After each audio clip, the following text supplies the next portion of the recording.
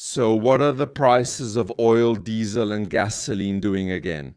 We did it, ladies and gentlemen. We've surpassed the price of oil at $100 per barrel. We're there, we're on top. Not as high as when Russia's war against Ukraine started, but we're really high up, and we'll probably break the record that the Russians set in 2022. It's expected that the price could rise up to $160 per barrel. A more realistic estimate is around $140 per barrel. In reality, that would basically mean a liter of gasoline at Czech gas stations would cost about 55 or 60 crowns. So this is something you should be prepared for, as it could happen. I'm not saying it will happen. I'm not saying it's 100% certain, but the chance that you'll have to pay 60 crowns for a liter of gasoline is not small at all. And gasoline is, of course, already getting more expensive right now. And it's getting more expensive because, of course, oil is getting more expensive. We thank the Americans for their great contribution. Fortunately, even the Americans are victims of this price increase. And if you look at the price at American gas stations, their fuel has actually become even more expensive than ours. Because here, the average price of gasoline right now, and diesel, of course, is around 38, 35, 36 crowns, sometimes exceeding 40 crowns per liter, mostly on highways and so on.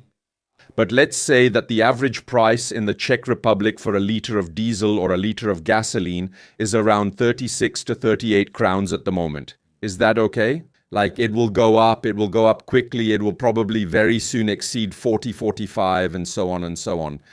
And it depends on how long the price increases and uncertainty will last, how long it will take the sheikhs to redirect the flows, how long it will take the market to adapt, and so on. But it could easily go up to 60 crowns per liter, so please consider this as a possible scenario.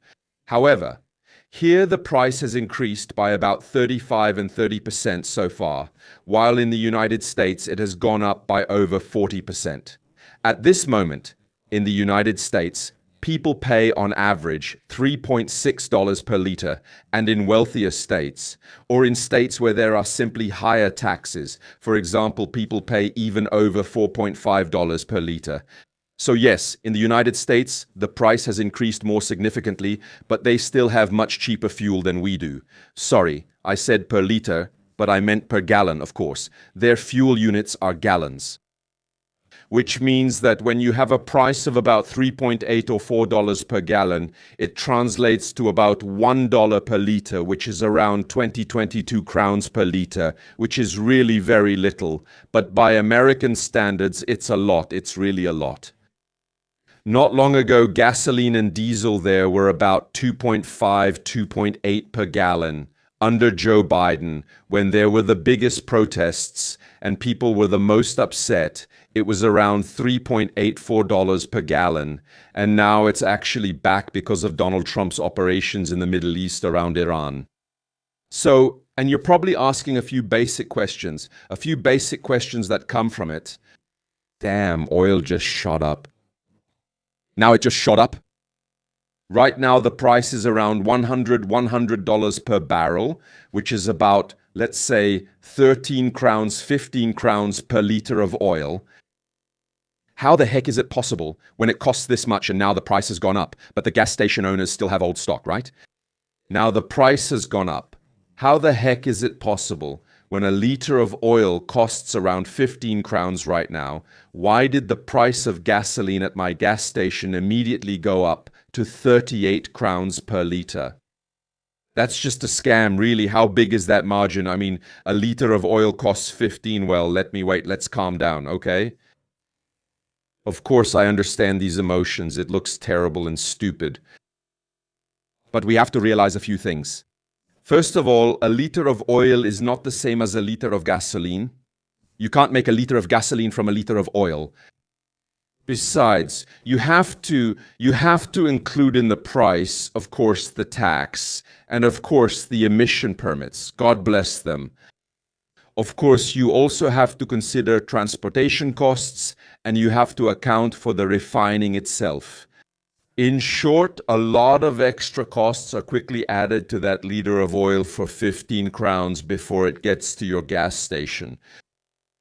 But even when you factor in all these extra costs, gasoline and diesel are still more expensive now than they should be because the prices have gone up recently. Now that the prices have gone up, the gas station owners should have lower prices until they start buying at the new higher prices, right? Well, no, right?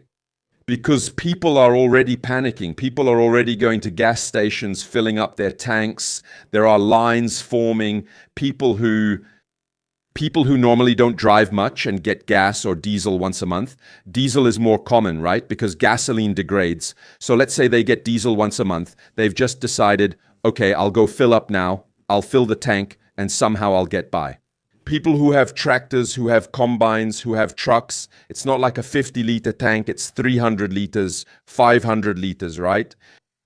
And people like farmers and so on are also stocking up and so on. So now, when they saw that prices were going to go up, instead of saying, well, I'll go buy diesel in a month, I still have some left, so I'll go buy it in a month. No, they suddenly said, okay, in a month it'll cost 50, so I'll buy it right now, right?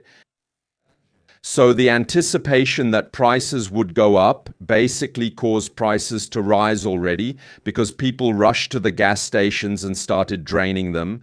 And the gas station owners have to raise the prices as quickly and as high as possible because otherwise they could run out of fuel too. At the same time, it's important to realize that the gas station owners have basically been warned that when they buy fuel for their tanks in a week so they can keep selling it to you, they'll already be buying it at the new higher prices.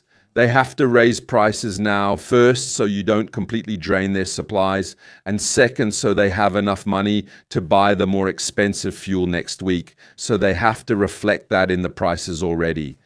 At the same time, if they raise prices now to 38 or 40, and if prices spike even more, then after that sharp increase, they can raise prices more slowly because there's a chance they might sacrifice part of their margin just to keep people coming. Or the government might even order them to give up part of their margin, something like that. In short, it's good not to raise prices as much as they would have to, because they'll know that if they raise prices when it's not that expensive yet, and then keep those prices when it gets cheaper, they can afford, during the biggest spike, the biggest price surge, to actually keep the price a bit lower. So this sharp price increase and the following slow decrease in the future is a way to prevent you from having to pay, let's say, only 55 crowns per liter in a few weeks. And so you don't have to pay, for example, 65 crowns per liter. You get what I mean? So this is what's happening. By rushing to the gas stations, you're already increasing gas prices. And at the same time, the gas station owners have to make sure they'll have something to sell and also that they'll have some margin, that they'll make some profit, that they won't have to go into debt, that they won't have to go into the red. This is much more complicated than just saying they want to line their pockets. Of course, they want to line their pockets. Who wouldn't? But at the same time, they have to think a bit about the future. They have to do crisis management. They have to say, there's some instability now, so I have to reflect that instability in the prices too. That instability has value in itself. When you don't know how much something will cost in a week, a month, or half a year, when some idiot disrupts the market every now and then, of course you have to calculate the price in a way that makes sure you'll stay in the black. And since we're already talking about this, like high gas and fuel prices, some idiots will definitely think about putting a cap on it again. For God's sake, no. No, no, no, no, no, no, no, no, no, no, no, no. Capping fuel prices, of course, only leads to shifting the costs from people to the state, which means you burden the state treasury. It doesn't really help people much, because instead of paying at the gas station, they'll end up paying it in taxes. But besides that, there's also the problem that if you cap the prices, people won't have that price signal. And prices are going up also because there's currently a shortage of gasoline, diesel, and oil on the market, since transportation is simply struggling. So if you cap it and people don't have that signal, they won't think, all right, damn, it's 55 per liter now, so I'd rather ride my bike instead. If they don't have that signal, we'll just end up in a situation where the fuel might actually run out. There just won't be anything at the gas station. You'll suck it dry. You'll have gas for 40 per liter, even though the market price should be 55 per liter. So you'll be filling up as if gas on the market is 40 per liter.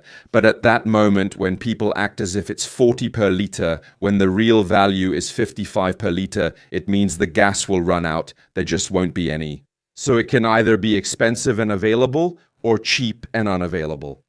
Take your pick. I prefer the expensive but available option, especially so that it's available when it's really needed, like for transporting raw materials, food, for rescue services, and so on.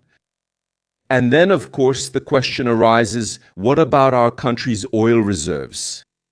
So oil reserves and gas reserves. At the moment, they're not in very good shape because winter has just ended. We needed these things a bit for the heating season.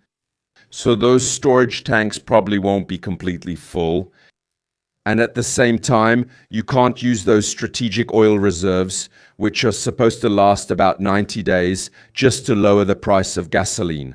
As long as gasoline and diesel are still flowing, and the worst that can happen is a price increase, and there's no threat of a total collapse where there would be no gasoline at all, it doesn't make sense to touch those strategic reserves. Strategic reserves aren't here to subsidize your little trip to the countryside in your car.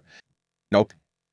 Strategic reserves are here to ensure basic infrastructure during times of crisis. When a real crisis hits and firefighters risk having nothing to fill their tanks, you understand me. So yeah, look, I would consider it now. I would seriously consider whether we really want to be basic, dependent on fossil fuels, or if we will think more about fuels and drives of a different nature than fossil ones, because as you can see, the situation is what it is. And obviously we don't have our own oil at an affordable price. So that's how it is. This is another signal telling you, hey, your gasoline cars are nice, but when something like this happens, that's just how it is. It's bad. So it's really bad. Maybe if we had cars that ran on something we could produce ourselves at home for a relatively low cost, it wouldn't be so bad. For example, we know how to produce electricity, but I understand. Electric cars are yucky, they don't go vroom, it's okay. Everyone, according to what they like, market decisions, definitely don't ban the use of combustion engines. I'm just throwing out an idea that maybe we could use a different kind of propulsion than fuel, which we don't have, and where we're dependent on the Middle East, which gets messed up every now and then. Just an idea. So that's that. Support creation, ride a bike. Yes, ride a bike and send me money. Thank you.